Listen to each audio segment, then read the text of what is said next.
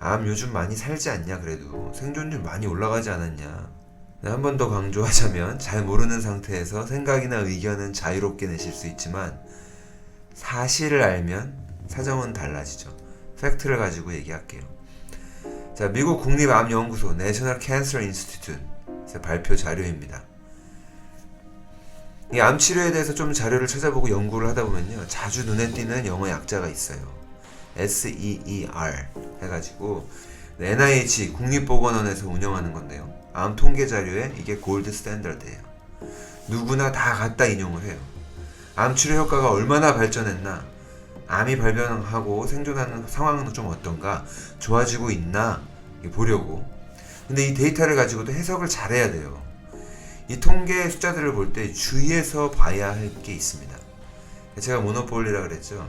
절대 권력은 절대적으로 타락한다 그랬거든요. 한번 보시자고요. 예를 들어서 유방암 생존율을 검색해보면 유방암 환자의 5년 생존율이 거의 90% 가까이가 나와요.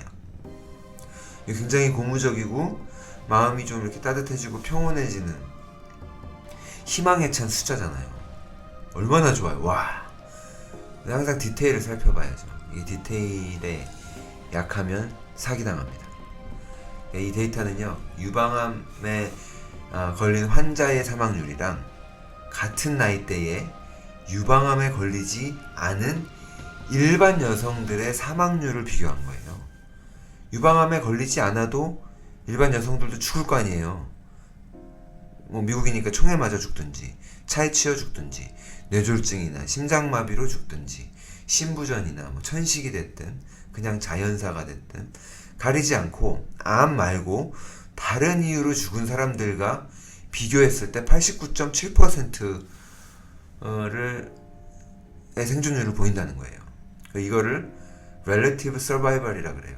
absolute이 아니라 relative, 상대적인 숫자라는 거죠. 근데 그냥 89%라고 하면 무슨 생각하셨어요? 100명 중에 89명은 죽지 않고 사는구나, 이렇게 생각하지 않으셨나요? 그 당연한 거죠. 다 그렇게 생각하죠. 근데 그게 아닌 거예요. 실제로 우리가 아는 방식으로 유방암에 걸린 사람 중에 몇 퍼센트가 5년을 사나 생존하나, 그 숫자는 29%입니다. 차이가 많이 나죠. 29%도 많이 발전했긴 해요. 근데 한쪽에는 89.7%, 다른 한쪽에는 29%. 숫자의 차이는 좀 크죠. 유방암 진단받고 71%는 치료를 받다가 5년 내에 사망한다는 거예요. 누가 이런 식으로 비교 생존율이라는 복잡한 걸 만들어가지고 이 숫자를 떡하니 NIH에 발표를 해서 헷갈리게 하냐는 말이에요. 의도적으로 일부러 그런 거죠. 제 생각엔 그래요.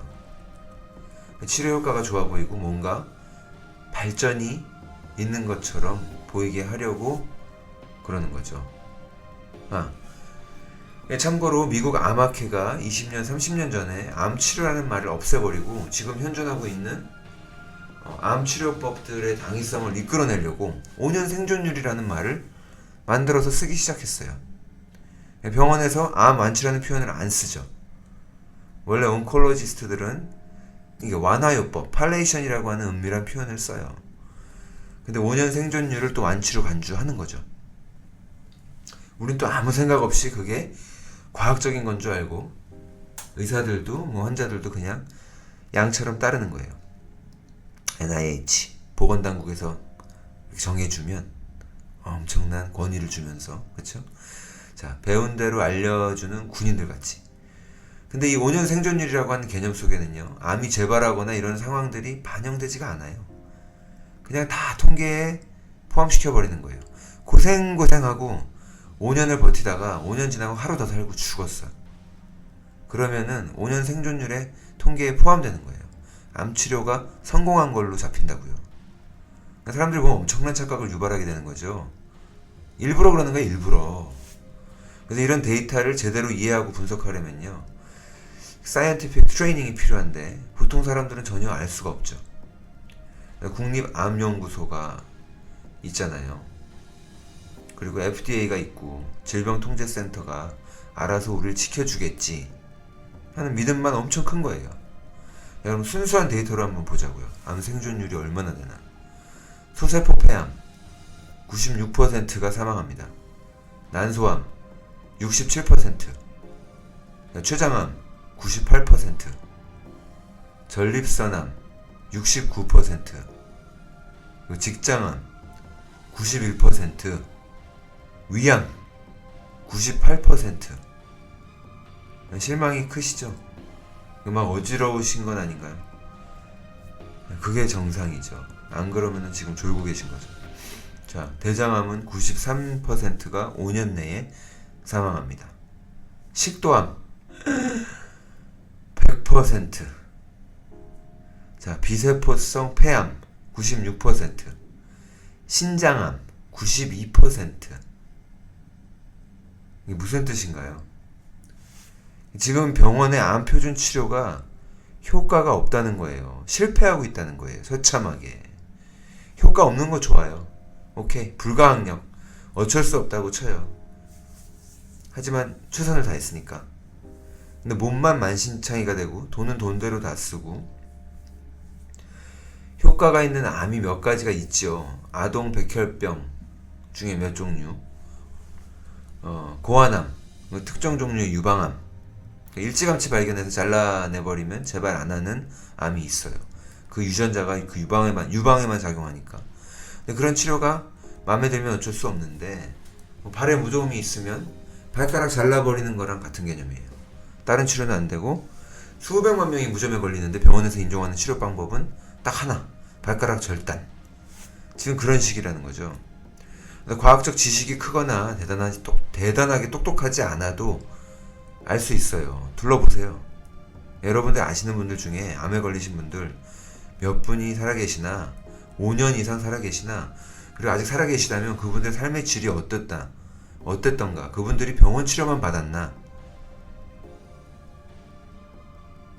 꼭 그렇게만 치료해야 하냐는 거죠. 암은 대증요법으로 접근하게 되면요, 환자에게만 엄청난 재난일 뿐입니다. 답이 아니에요. 평범한 우리 같은 사람들은 공감하는 능력이 있고 인정이 많잖아요. 그래서 암과 싸우는 사람들 사진이나 영상을 이렇게 가끔 접하면 예쁜 애기가 머리 다 빠지고 창백한 얼굴, 암투병하는 모습을 본단 말이에요. 어른도 마찬가지죠. 다들 처절하게 싸우니까 연민이 생기죠. 그리고 그 불쌍한 환자들을 도와주기 위해서 최첨단 하이테크 의료 장비가 딱 등장해요. 영상에. 그걸 보고 우리는 더 이상 깊은 생각 안 하죠. 거기까지. 자, 할 수 있는 모든 걸 다 해서 최선을 다해서 암과 싸워야 하고 생명을 구해야 한다. 암과 싸우는 사람들을 우리 서포트 해줘야 하는 거 아니냐. 동정과 연민이 먼저인 거죠.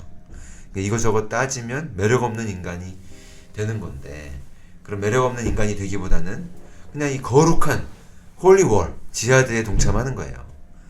자, 병원에서 제공하는 현대의학이 유일한 길이요, 진리요, 생명이다. 항암 치료가 아무리 실패를 거듭하고 우리에게 해를 입히고 재정적으로 파산을 하게 만들고 심지어 우리를 죽여도 계속해서 병원을 찾아가는 거예요. 왜? 모르니까. 달리 알아본 적도 없는 것도 문제지만 솔직히 매니플레이트 당한 거죠. 누구라도 그런 소아암 투병 환자 어린이한테 마음이 가죠. 어른 환자들도 마찬가지고. 근데 숫자들은 참 불리해요. 우리 입장에서. 현대의학의 대증요법으로 암을 치료하겠다고 하면 더더욱 불리한 거죠. 항암 치료가 도움이 될 확률이 극히 작아도 마치 성공 확률이 작은 미션에 또 적진으로 막 돌진하는 용감한 군인의 모습처럼 항암 치료를 받으러 간단 말이에요. 근데 이제 사람들이 좀 깨어날 때도 됐는데 그게 안 되고 있습니다.